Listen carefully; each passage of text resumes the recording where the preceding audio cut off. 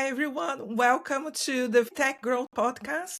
My name is Ana Paula Picasso, and I'm the fintech writer.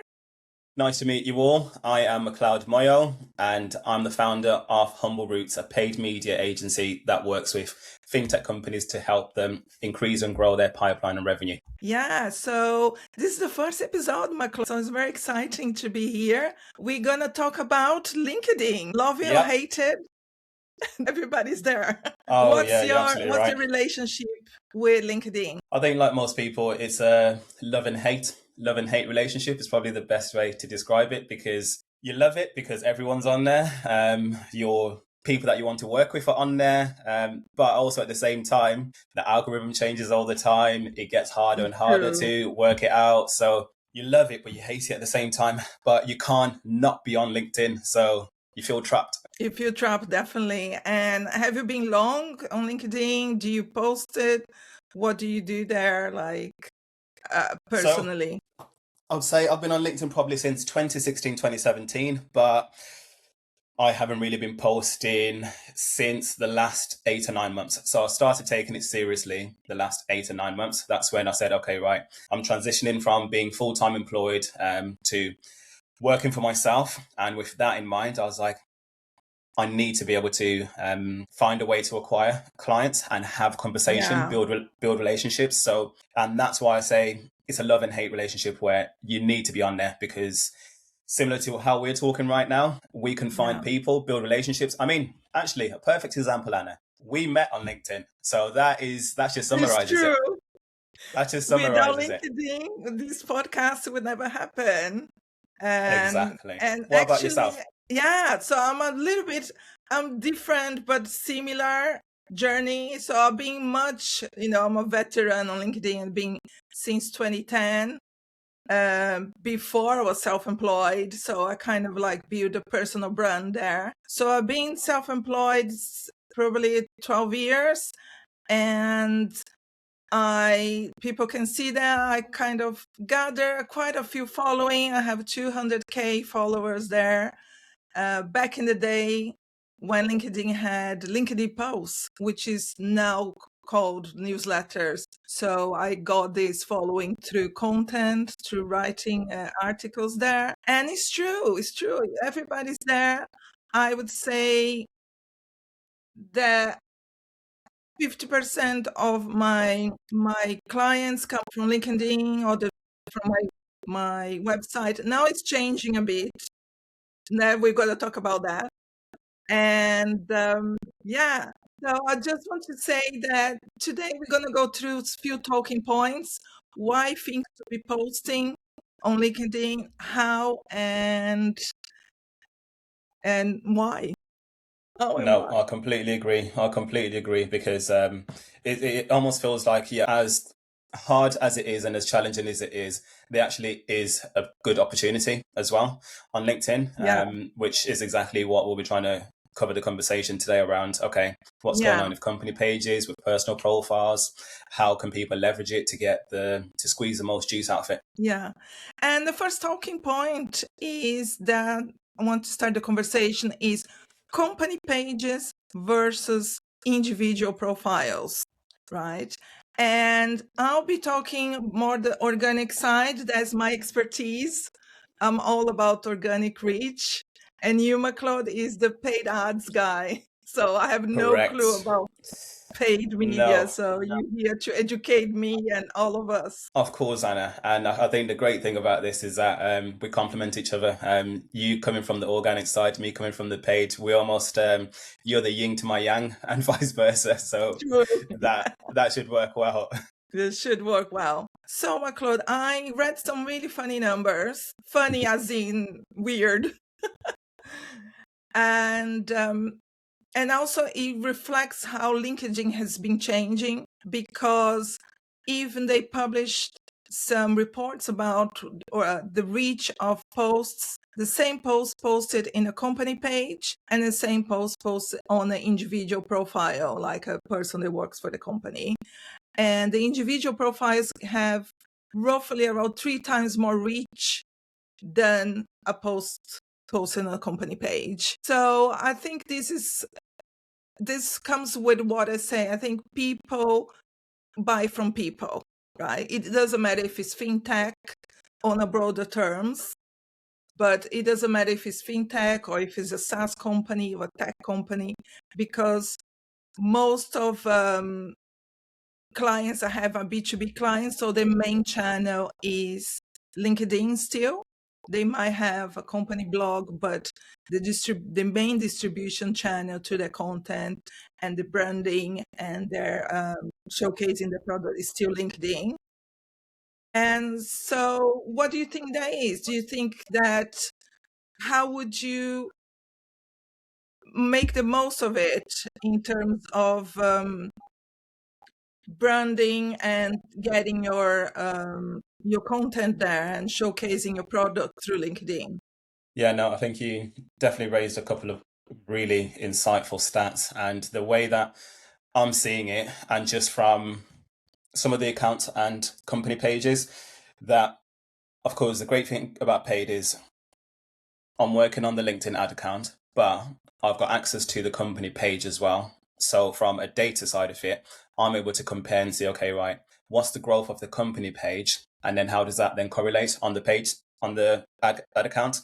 And what I've seen really the last 6 to 12 months is, yeah, the company page from an engagement side of it, it's not getting nowhere near as what it used to, let's say 2 years ago. But what I've seen that companies are doing extremely well at the moment is they will post on LinkedIn, but then internally in the Slack channel, Teams channels, they'll then put that post in there and ask the employees internally to basically support it.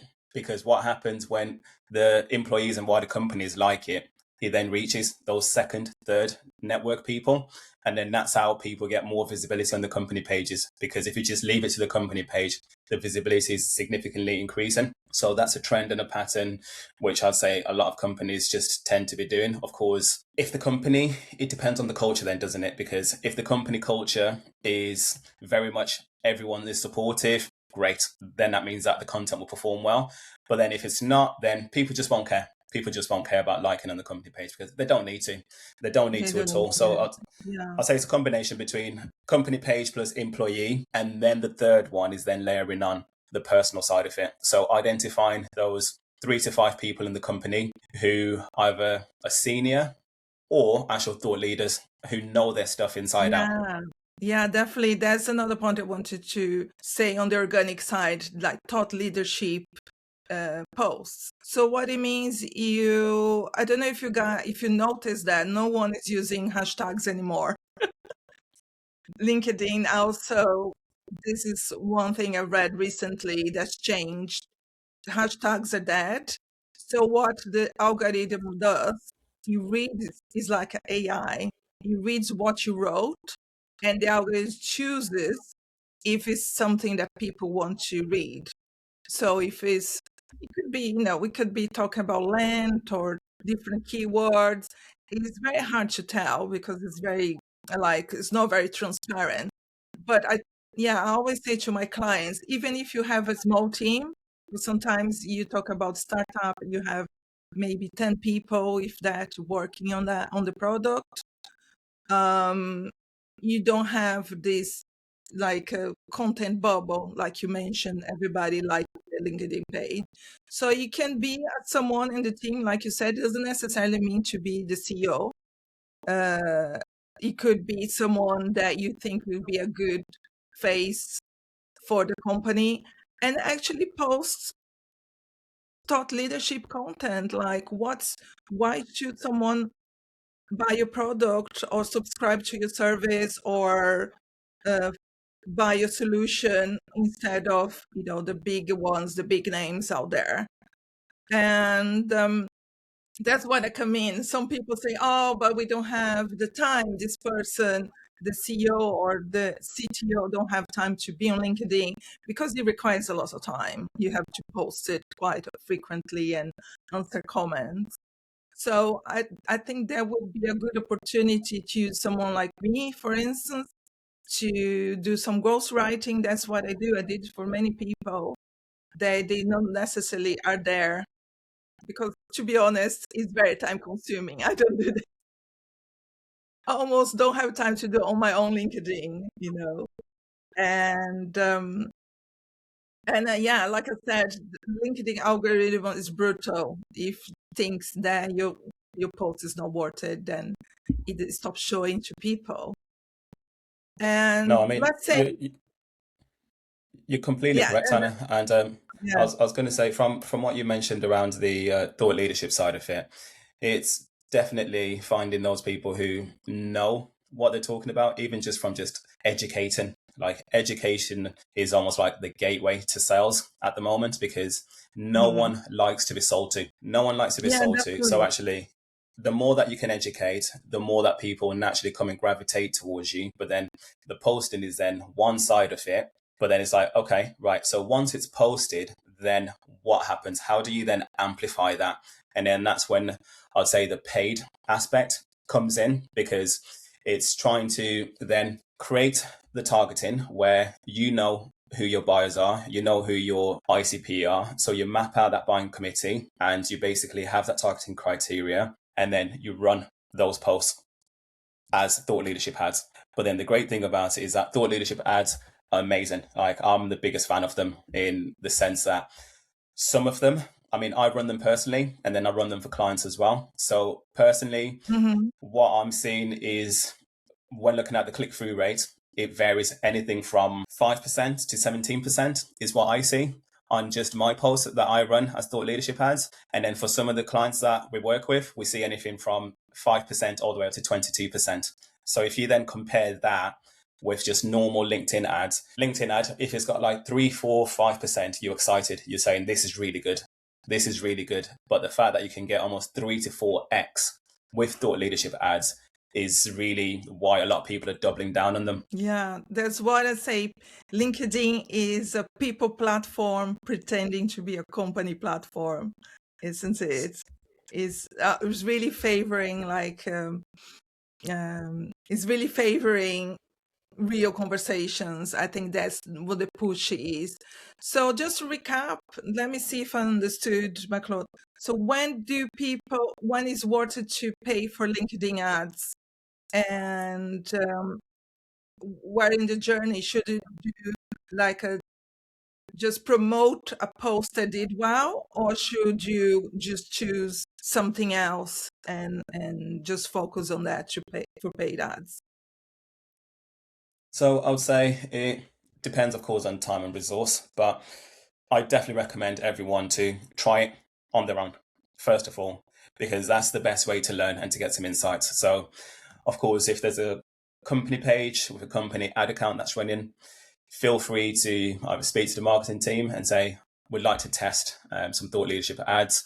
And I post maybe once a week or twice a week. That's absolutely fine. If the Mhm. frequency of how often you post isn't really a factor, I would say try to go at least for once or twice or 3 times a week, because then it gives the consistency to the algorithm and then also to your audience. They become familiar with what you post about. And then what I tend to do myself and my clients is I'll post something, and then depending on the initial organic engagement and performance, I will then move that into a thought leadership ad. So it's not every post that needs to be promoted.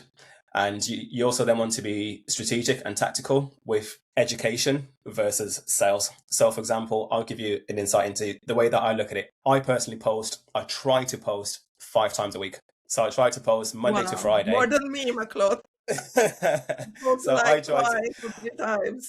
yeah, I'm on the aggressive end, shall I say. So I try to do it every day. But then within those daily posts, I pretty much got a structure where I know that at least 4 days of the week, I'm posting something that's educational, insightful, tactical. And then I always then try to leave Wednesday as one where I actually do put a CTA in, which is, if you are running this campaign, give me a shout, drop me a DM, whichever one it is, because the way that I see is, if 80% of the time I'm providing so much value and so much insight and so much tactics, then I've almost earned the right to have that soft CTA. And then with the thought leadership ads that I do, it will be the same approach where 80% of them are just education, and then 20% Education. will Yeah, have a CTA. especially for B2B fintech. Let's say if you have a very more like like infrastructure solutions, like for instance, banking as a service, or something that is not very clear to most people, not even to myself. I'm still learning. But yeah, that's definitely another thing I wanted to say. You mentioned about what you do and things you've seen, but the content cycle, because one common misconception that people have, not just for fintech, but things I've seen personally, is, I posted this, I had zero traction, or people get frustrated. Maybe you posted like a carousel or a video and it had very little reach, very few like engagement. But the misconception, is you don't post it just once.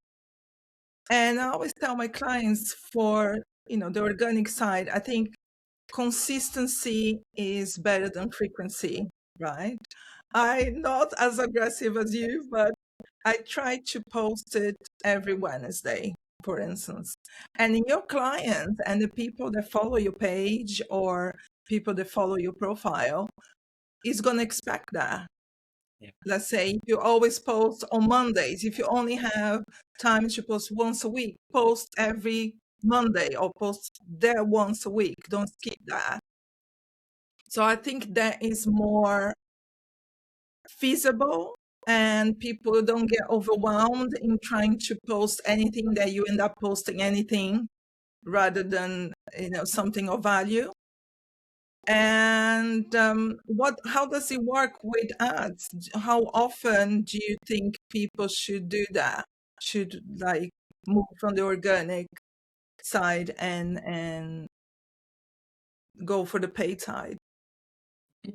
So, Therese, I think you're absolutely right about just that consistency side and making sure that you only post when your audience know when to expect stuff from you. Because even when I was speaking to Charlie, who's the head of brand and communication at Vault.io, he said something very similar. He said he can go 2, 3, 4 weeks without posting anything, because he said he won't post unless he's got something to say. He won't post unless he's got something to say.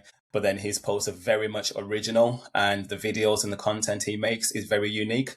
And then going back to answer your question is, I'd say if you were to aim for within your thought leadership campaign in LinkedIn to at least always have five different posts running at the same time, a minimum, I'd say 5 different posts. So let's say if you've got a posting cadence and frequency of you post once or twice a week, that just means that every week you could essentially pull one post to promote based on engagement. And then in 5 or 6 weeks' time, you would then have your 5 posts within that campaign. And then what you then want to do is then just treat it like a paid campaign, in the sense that you're then optimizing based on performance. Which one's got the best engagement? Which one's got the best dwell time? Which one's got actually the best comments? Like, are people starting conversations with you in the comments? Are people engaging with you? Who's liking? Because the great thing about the thought leadership side of it is that it's going to be your ICP. So it removes all the noise. Just remind me what's ICPs. ICP is your ideal customer persona, your ideal client persona. So it's just very focused on who you want to go after. So that's the great thing about it, is it removes all the noise, and it just means that the people engaging with you are potentially your buyers. So starting those conversations and replying to them in the comments is what works great. So always aim to have at least 5 different posts running at the same time. And if you've got any best performers, keep them on. We've got some that have been running for 3, 4, 5 months, but there's still high engagement because there's evergreen content. Some of it just lasts and runs through the test of time, whereas some of it, of course, you can change it every 4 to 6 weeks. Look to refresh the content, but try to keep that cadence of 5 to 6 posts. And I'll even give you an example, Anna, with give us an example. With my own thought leadership ads. So, for example, last year in October, I promoted one of my posts, and then, of course, it's going out to the exact people that I want to be seeing it, let alone a senior marketing manager starts engaging with my comments. We comment, exchange messages, and then next minute, fast forward to probably December time. Yeah, so 2 months back and forth comments, liking and December engaging. 2025. They then book a call with me, and then we jump on, have a discovery call, and so that is how it works. And then Yeah. I've got even another example where the same situation happens, and then actually at the moment we're just going through a process of carrying out a proposal for them, and that was just purely based off this thought leadership cadence and having these conversations, building relationship. But it doesn't happen overnight. But that's just the No. nature of B2B, let alone when we're talking about fintech, where it can take 9 to 12 months plus. This is the long game. And Yeah. you need to have a lot of patience. We are in for the long game. Yeah, it's about trust. And so far, Macleod, we talk about posting, we are talking about top leadership, what to post, when to promote. But there is another side of content that is what LinkedIn is trying to do now. It goes back to what I said about LinkedIn being a people platform, which is something you touched, that is commenting, right? And another thing I read as well, that the algorithm favors is someone that comments a lot, because the comments you can always see. I don't know if you notice that you can see the impressions. So it means how many times your comment was shown to people. So sometimes, let's say, I think you mentioned one example, you commented on something and suddenly that comment had more impressions than the post itself. Right. So I think, It's crazy. yeah, I think from the organic side is just don't post it. Just post and then run. Post and run. It's the wrong strategy. You have You're to right. post it, you have to comment, you have to follow people. LinkedIn wants you to join the conversations. I know it sounds pretty cliche, like saying join the conversation, but it's pretty much it. Unfortunately, or fortunately, that's how it is. You have to join the conversations, you have to comment, you have to reply. It's just post and run and see how it goes. Even like liking or just like thumbs up, it doesn't do anything. Is I think the big push here with LinkedIn right now is the actual conversation starters. You're And I absolutely think right. and I think you mentioned you had this experience yourself. You posted something you commented on something it went viral. What Oh, was it? I'm Anna, curious. it was crazy. So you're absolutely right. I can't remember whose post it was, but I commented something and it got over 50,000 impressions. And Wow. I was like, what the hell is this? Because all of my posts get anything from 400 to maybe 2,000. So the numbers just speak volumes. But then off the back of that, when I did it, I said, okay, that's the real opportunity, because now what I aim to do is almost every single day, I'll do anything from 5 to 10 comments. And within those comments as well, I'm very strategic with whose posts I'm commenting on, because I want to comment on people who are the ideal customers that I want to work with. So to build that relationship, but then also I want to comment on big LinkedIn thought leaders account, because that gives me a balance of actually from a relationship sales side of it, but then from a reach side of it. So Yeah. at least on those big accounts, they're the ones that get 20,000, 30,000. And for me commenting 5 to 10 comments per day, I'm able to gather anything from 5, 10 to 15K.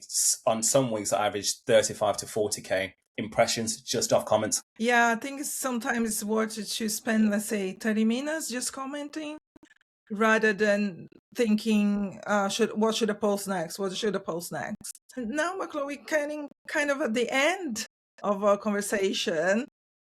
Yeah, so is there anything else you want to add? Just to recap, we talk about posting, about leadership, favoring a person's profile rather than the company profile, and also commenting and interacting with other relevant accounts and people and thought leaders. And So I would definitely say from everything that we've covered, all of it is absolutely correct. And we're speaking about stuff that we're seeing and what we're implementing right now in this day.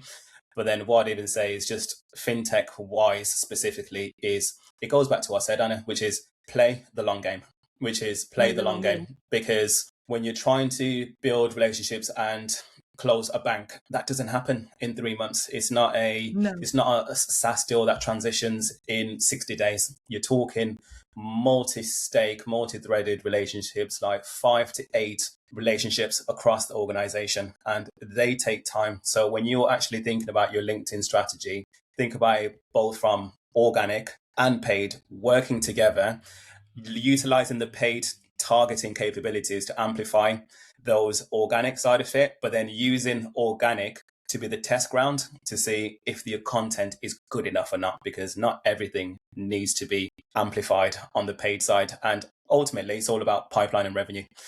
It's all about pipeline and revenue. Definitely. And we want to finish this first episode. I don't know if it's going to be a permanent feature, but we want to finish with some recommendations. The idea is book recommendations, but it could be something else.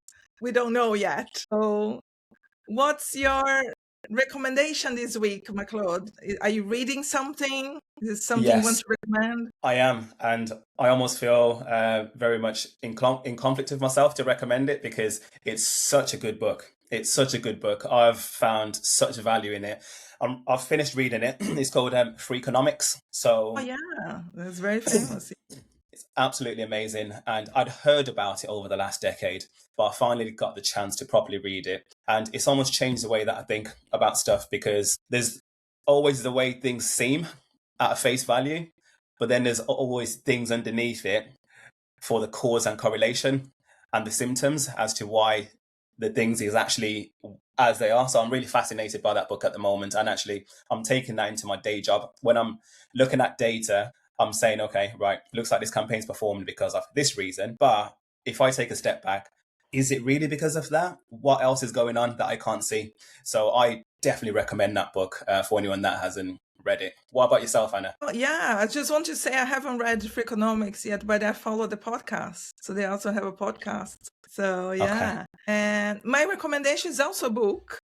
Is like we talk about social media. Reading this book here, Filterworld, let me read this. How algorithms make everything the same, which is a little bit sad. Cliche. The writer is a journalist. His name is Kayo Chaika.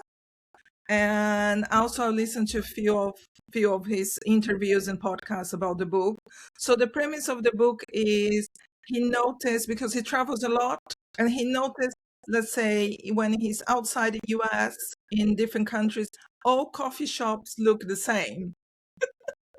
And he started saying, why? What's a coffee shop, let's say, in Australia and in US, and it doesn't necessarily to be Starbucks. Why do they always have the same aesthetic? Mm-hmm. And it's something that's very interesting, because something I notice as well. I am from Brazil, and I go back to Brazil. So even here in Sweden, where I am right now, Starbucks doesn't exist, but there is a Starbucks clone called Espresso House. So everything looks the same, like wooden furniture and white tiles and Edison light bulbs, those fluorescent light bulbs and fake plants. And so then he started to research that. And it's true, because now with social media, all the trends became globalized, not just aesthetics, but ideas and fashion. So I'm halfway through it. So definitely recommend if you want to understand more about social media and what's happening right now, And, I'll get that on my list. So that's it, everyone. That's the first episode. So where can people find you, McLeod? I will be seen and heard on LinkedIn. So as I mentioned, I'm very aggressive. I'm trying to post 5 times a week. But all of it, I'm just trying to share as much education as possible on LinkedIn. So on LinkedIn, McLeod Moyo, and of course myself and Anna will put all of our details underneath. So if people want to find us. And then Anna, what about yourself? Yeah, so definitely we put all the links in the description, so people can also find me on LinkedIn. And also, if you're listening to this podcast, we have a video on Spotify.